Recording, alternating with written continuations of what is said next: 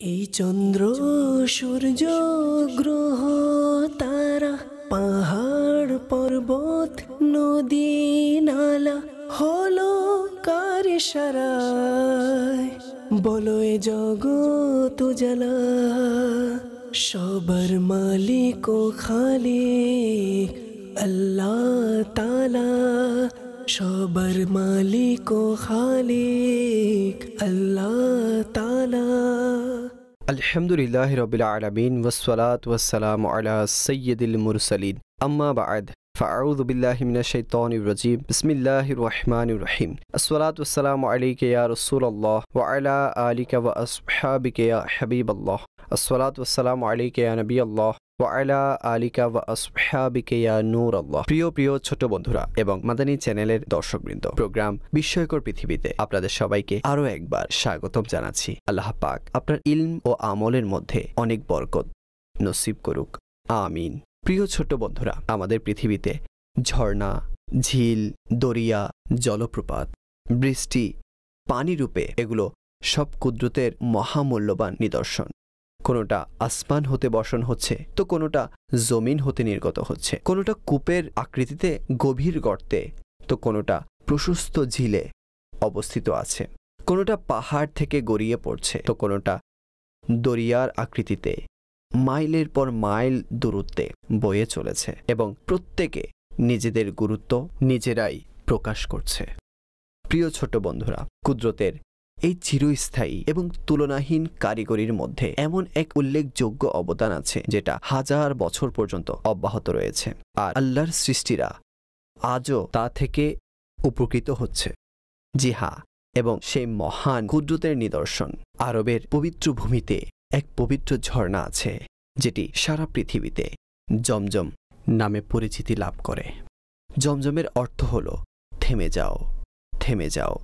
মূলত জমজমের পানি হযরত ইব্রাহিম আলাইহিস সালাম এবং হযরত হাজেরা রাদিয়াল্লাহু তাআলা আনহা এর দুগ্ধপোষ্য শিশু হযরত ইসমাইল আলাইহিস সালামের তৃষ্ণা মিটানোর জন্য আল্লাহ পাক এক মুজিজা রূপে মক্কায়ে মুকাররমার পানি ও গাছপালাবিহীন মরুভূমির মধ্যে প্রবাহিত করেছেন। হযরত হাজেরা আদরের সন্তানের জন্য পানির খোঁজে সাফা এবং মারওয়ার মধ্যবর্তী আরবের উত্তপ্ত বালির উপর দৌড়াচ্ছিলেন এবং সেখানে হযরত ইসমাইল আলাইহিস সালাম আপন পায়ের গোড়ালি দ্বারা জমিনে আঘাত করতে থাকেন। অতঃপর আল্লাহ পাক জমিনের সেই অংশ হতে পানি প্রবাহিত করলেন।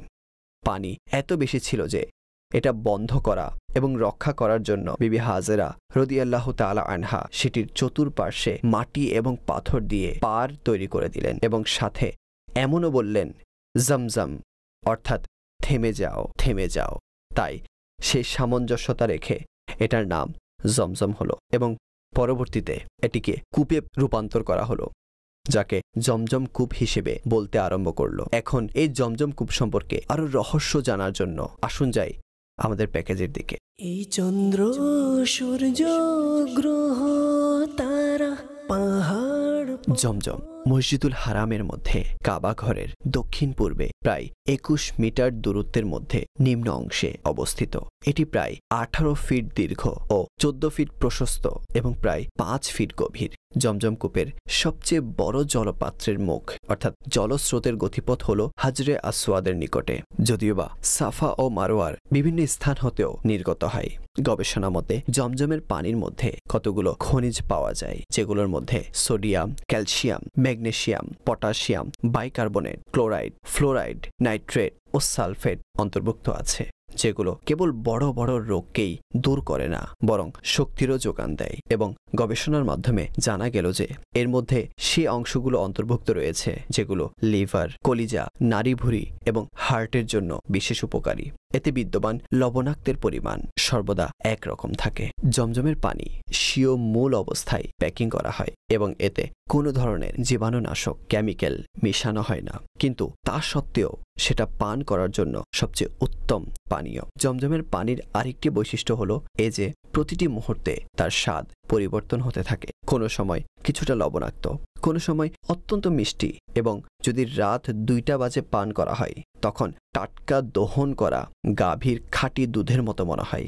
অন্যান্য কূপে শ্যাওলা জমে যায় এবং বিভিন্ন রকমের ঘাস, উদ্ভিদ এবং চারাগাছ জন্মে, আর বিভিন্ন রকমের কীট পতঙ্গ বসবাস করে, যার কারণে পানির রং আর স্বাদ পরিবর্তন হয়ে যায়। কিন্তু জমজমের পানি হলো পৃথিবীর একমাত্র পানি যেটা এই সকল ত্রুটি হতে পবিত্র এবং পরিষ্কার। 1953 খ্রিস্টাব্দ পর্যন্ত জমজম কূপ হতে পানি বালতির মাধ্যমে বের করা হতো, কিন্তু সময়ের সাথে সাথে জমজমের পানি বিশাল এলাকা জুড়ে মক্কার চতুর্পাশে ব্যবহার হতে লাগলো এবং এখন সমগ্র দুনিয়া হতে আগত জিয়ারতকারীরা হজ এবং ওমরার সময় নিজেদের সঙ্গে জমজমের পানি ভর্তি করে ছোট বড় লক্ষ লক্ষ ক্যান নিয়ে যান। আরবি পত্রিকার সংবাদ অনুযায়ী জমজমের কূপ হতে প্রতি ঘন্টায় 68,400 লিটার পানি অবিরাম বের করা হচ্ছে। মসজিদুল হারাম হতে 4.5 কিলোমিটার দূরে একটি কারখানায় দৈনিক 2 লাখ গ্যালান জমজমের পানি জমা করা হয়। বিশ্লেষকদের মতে জমজমের কূপ জমিনের উপর বিদ্যমান পানির সবচেয়ে প্রাচীন কূপ।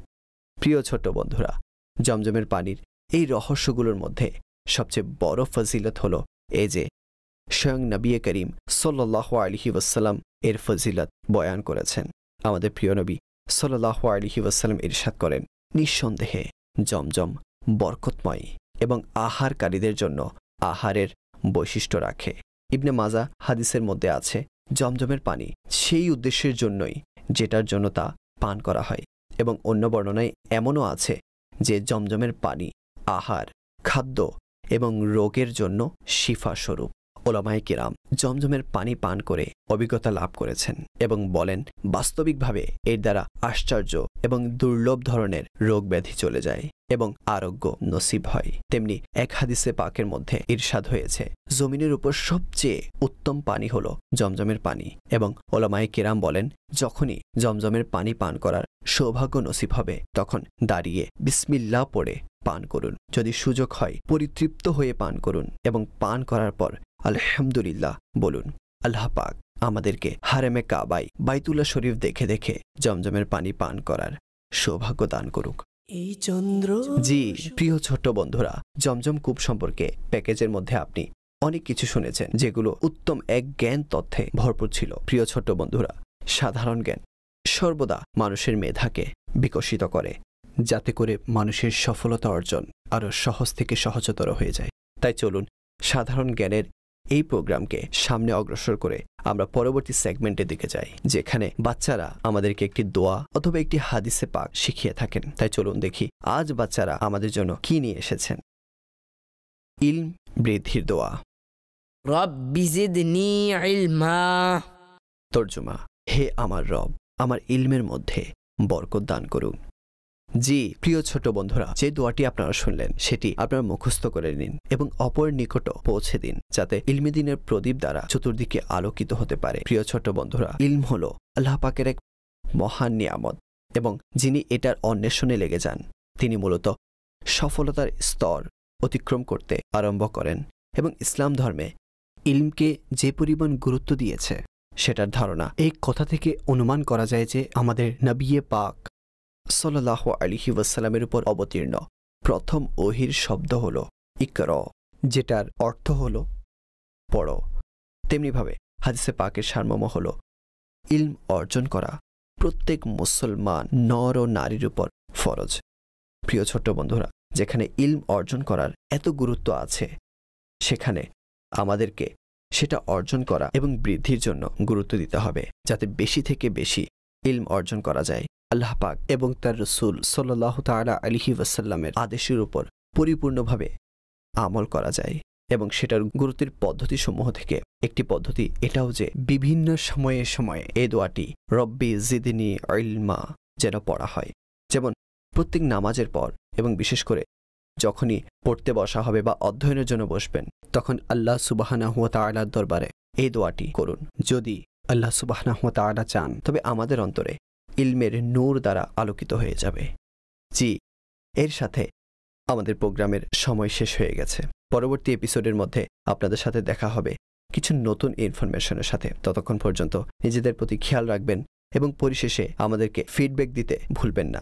যদি আপনি এই প্রোগ্রামটি ইউটিউবের মধ্যে দেখে থাকেন তবে কমেন্টে গিয়ে অবশ্যই আমাদেরকে নিজেদের ফিডব্যাকও দিবেন। পরিশেষে আল্লাহ পাকের কাছে দোয়া হলো যে আমাদেরকে ইলমে নাফে অর্থাৎ উপকারী ইলমের সম্পদ দ্বারা ধন্য করুক। আমিন বিজাহিন নবীল আমিন সাল্লাল্লাহু তাআলা আলাইহি ওয়াসাল্লাম। এই চন্দ্র সূর্য গ্রহ তারা পাহাড় পর্বত নদী নালা হলো কার ইশারায়, বলো এ জগৎ উজালা। সবার মালিক ও খালিক আল্লাহ তাআলা, সবার মালিক ও খালিক আল্লাহ তাআলা।